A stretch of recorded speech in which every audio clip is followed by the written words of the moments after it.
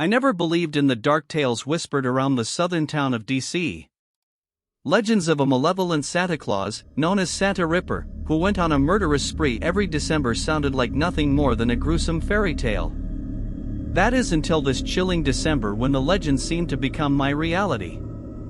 It all began on a frosty evening, the town adorned with Christmas lights flickering in the brisk night. I was a curious soul, always drawn to mysteries that lurked in the shadows. The stories of Santa Ripper lingered in the air like a haunting melody, and I couldn't resist the temptation to uncover the truth. One cold night, as I strolled through the deserted streets, a soft gingling of bells caught my attention. I turned to find a figure in a crimson suit, his face obscured by a grotesque Santa mask. The chilling laughter that accompanied him sent shivers down my spine. Despite my fear, curiosity gripped me, and I followed him through the silent alleys. The Santa Ripper moved with an eerie grace, leaving a trail of dread in his wake. It wasn't long before I found myself in a dark, hidden corner of the town, surrounded by abandoned warehouses. The sinister atmosphere thickened, and the echoes of Santa's laughter resonated like a macabre symphony.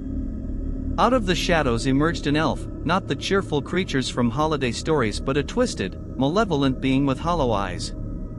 Before I could react, the elf lunged at me, and everything went dark. When I regained consciousness, I found myself in a dimly lit room, bound to a chair. The Santa Ripper stood before me, his mask reflecting the flickering candlelight. "You've been naughty, my dear," he hissed in a voice that seemed to carry the weight of countless nightmares. "Why are you doing this?" I stammered, my voice barely a whisper. Santa Ripper leaned in, his malevolent eyes burning through the eye holes of the mask.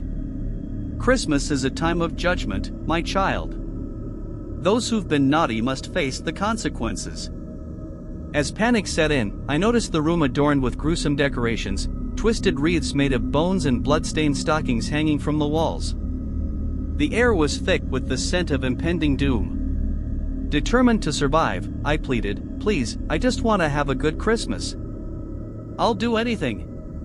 Santa Ripper chuckled, the sound sending chills down my spine.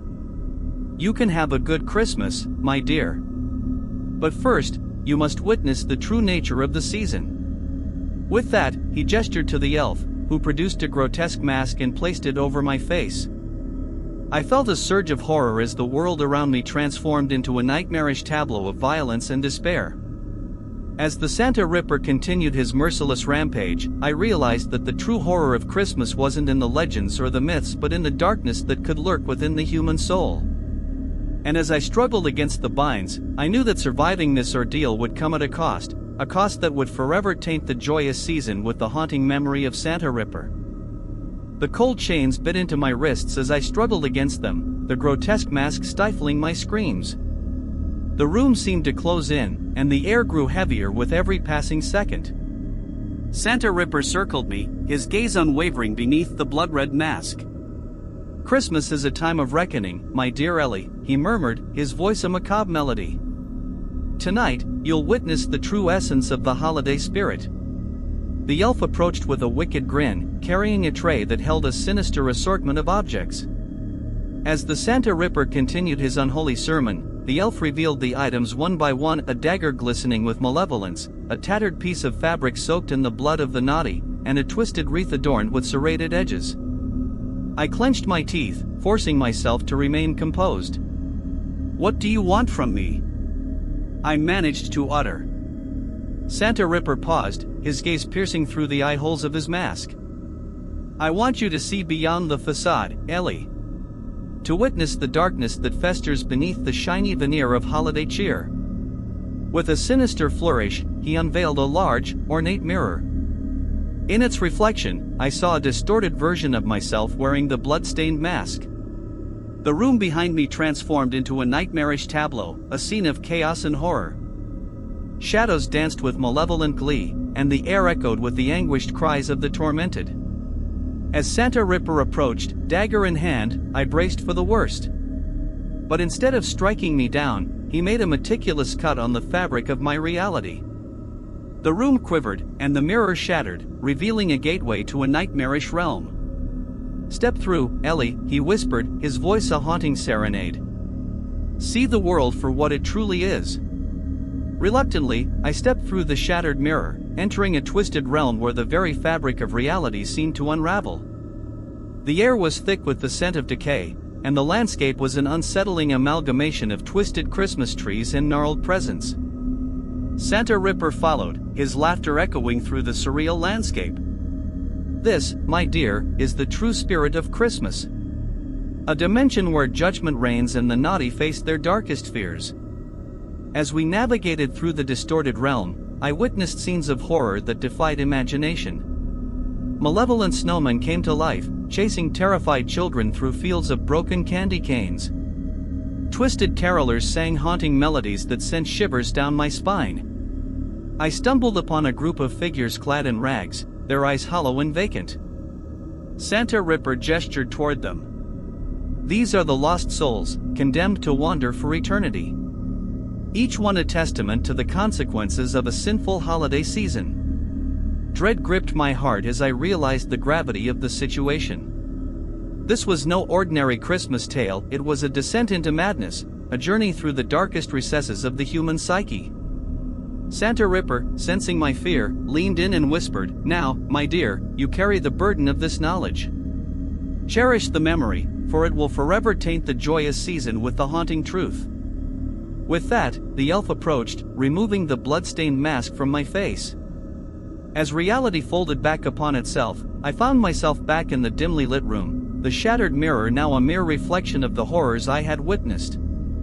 Santa Ripper chuckled, the sound sending shivers down my spine. "Remember, Ellie, the true spirit of Christmas lies in the shadows. Embrace the darkness, for it is an integral part of the holiday season." And with that cryptic message, he disappeared into the shadows, leaving me bound and shaken in the chilling silence. As I struggled to free myself, I knew that the memory of that twisted Christmas night would forever haunt my dreams, casting a shadow over the once celebrated holiday. Story 2. The creaking sound of the front door echoed through the empty house as I carefully carried the vintage nutcracker inside. It was an heirloom, passed down through generations, and now it was ours. Little did I know that this charming Christmas decoration held a dark secret, a malevolent spirit eager to unleash its sinister presence upon our unsuspecting family. As the days passed, we adorned our home with festive decorations, placing the ominous nutcracker front and center on the mantelpiece. Its cold, painted eyes seemed to follow me around the room, and an unsettling energy filled the air whenever I glanced in its direction. One evening, as the fireplace crackled with warmth, my daughter, Emily, pointed at the nutcracker. "Mom, have you noticed that it looks different at night? Its eyes seem to glow, and sometimes I hear faint whispers." I chuckled, dismissing her concerns as the product of an overactive imagination. However, as the night descended and the house settled into an eerie silence, I couldn't shake the feeling that something was amiss. One by one, the strange occurrences began to unfold.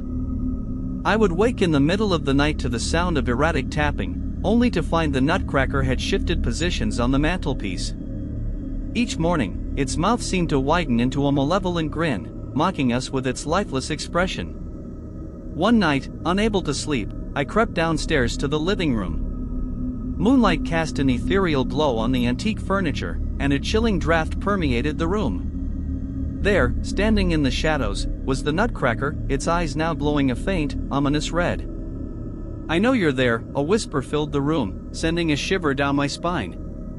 The voice seemed to resonate from the nutcracker itself. The air grew thick with tension as I cautiously approached. "Who's there?" I stammered, my voice barely audible. "I am the spirit trapped within this vessel," the haunting voice replied. "I seek retribution for the sins of those who possess me." A cold sweat enveloped me as the nutcracker's mouth moved in sync with the disembodied voice. It spoke of betrayal and anguish, of a past stained with treachery. I tried to comprehend the words, but the more I listened, the more the room seemed to close in on me. Determined to rid our home of this malevolent force, I sought the guidance of a local medium. She arrived, a solemn expression on her face, and examined the nutcracker with a mixture of dread and caution. "This nutcracker is a vessel for a vengeful spirit," she explained, her voice trembling. It harbors a darkness seeking restitution for past wrongs. You must rid yourself of it before it consumes your family. As we performed a ritual to banish the spirit, the room pulsated with an otherworldly energy. The nutcracker shook violently, and a tormented wail filled the air. The medium uttered incantations, her words a desperate plea for the spirit to find peace. Suddenly, the room fell silent. The malevolent presence lifted, leaving behind only the faint echoes of a tortured soul. The nutcracker, now lifeless and ordinary, stood innocently on the mantelpiece. The medium looked at me with solemn eyes. Dispose of it far from here, and do not let its sinister history haunt your family any longer. As I carried the now harmless nutcracker out of our home, I couldn't help but feel a sense of relief. The chilling whispers were gone, and the weight that had burdened our home lifted with each step I took away from the house. Yet, as I turned back to steal one last glance at the place we once called home, I couldn't shake the feeling that, in the world of antique ornaments and family heirlooms, some legacies are best left untouched. Days turned into weeks, and Christmas approached with a renewed sense of joy and relief. Our home, once haunted by the malevolent nutcracker, now felt warm and inviting. The decorations sparkled with holiday cheer, and laughter once again echoed through the halls. But on Christmas Eve, as the family gathered around the tree exchanging gifts, a small package caught my eye. It was a carefully wrapped box, adorned with a crimson bow. There was no card, no indication of who it was from. Curiosity piqued, I cautiously unwrapped the gift, revealing a smaller, more delicate nutcracker. Its features were exquisite, the craftsmanship unmatched. Yet, as I held it in my hands, a familiar chill ran down my spine. The haunting feeling returned, and the air in the room seemed to thicken. The room fell silent as the new nutcracker, seemingly innocent, cast its gaze upon us. And in that moment, I realized that the malevolence that once resided in the antique ornament had not been vanquished, it had merely found a new vessel. As the clock struck midnight, the new nutcracker's eyes began to glow, and a faint whisper filled the room. The cycle of darkness had returned, and I couldn't escape the sinking realization that the sinister history of the nutcracker had become an unbreakable part of our family's legacy. The holiday joy was shattered, replaced by an unsettling awareness that, for us, Christmas would forever be intertwined with the malevolent spirit harbored within the enigmatic nutcracker. And as the echoes of its whispers faded into the night, I couldn't help but wonder if the cycle of retribution would continue, haunting generations to come. Story 3. The moon hung low in the night sky, casting an ethereal glow on the facade of the abandoned orphanage. Our group of friends, driven by a curious mix of adrenaline and trepidation, stood before the weathered entrance. The once sturdy wooden door groaned as we pushed it open, and a gust of cold air swept through the dilapidated hallway, carrying with it the musty scent of time gone by. "Are we really doing this?" murmured Jake, his flashlight beam flickering over the peeling wallpaper. It was a question that lingered in all our minds, but the lure of the unknown beckoned us forward. We navigated through the labyrinthine corridors, our footsteps muffled by the layers of dust that coated the floor. The air seemed charged with an unspoken sorrow, and the atmosphere grew more oppressive with each step. "I heard this place has a dark history," Sarah whispered, her voice tinged with apprehension. "They say the orphanage closed abruptly, leaving the children to fend for themselves." I nodded, my curiosity fueling the quest for answers. We had come seeking the forgotten stories that clung to the peeling wallpaper, buried beneath the layers of time and abandonment. As we explored deeper into the heart of the orphanage, we stumbled upon a room that seemed frozen in a moment of tragic history. Cribs lined the walls, covered in dusty sheets, their silent echoes resonating with the laughter and cries of the children who once occupied them. A soft melody, haunting and melancholic, floated through the air. It was a lullaby, a spectral echo of the caregivers who had long left this forsaken place. The air grew colder, and our flashlights flickered as if trying to communicate with the unseen. "Did you hear that?" Jake's voice quivered, and we strained to catch the distant sounds of children's laughter. The room seemed to come alive with the spectral presence of those who had long been forgotten. The shadows on the walls began to dance, taking on the forms of children at play. Their translucent figures flitted in and out of existence, their laughter growing louder and more desperate. "Is anyone there?" I called out, my voice cutting through the spectral symphony. The room fell silent, the air thick with an unspoken tragedy that lingered like a ghostly shroud. And then, a voice, soft yet filled with sorrow, whispered through the darkness. "Remember us. Remember our stories." The room shuddered, and the door slammed shut with a force that seemed to defy the laws of the physical world. Panic set in as we fumbled with the doorknob, the cries of the unseen children now replaced with desperate pleas for recognition. "What do you want?" I shouted, my voice echoing through the haunted space. The room fell silent, and the air hummed with an otherworldly energy. The once still cribs now rocked gently, and the ghostly children fixed their ethereal gaze upon us. The temperature plummeted, and the room seemed to pulse with a malevolent force. Our breaths hung in the frigid air as we struggled to comprehend the spectral tragedy unfolding before us. As suddenly as it began, the room fell silent. The door creaked open, revealing the corridor beyond. We stumbled into the darkness, the oppressive weight lifting as we emerged into the cold night air. The orphanage stood silent in the moonlight, its windows like empty eyes staring into the abyss of forgotten tales. Our group, shaken and changed, gathered outside, the cold night air wrapping around us.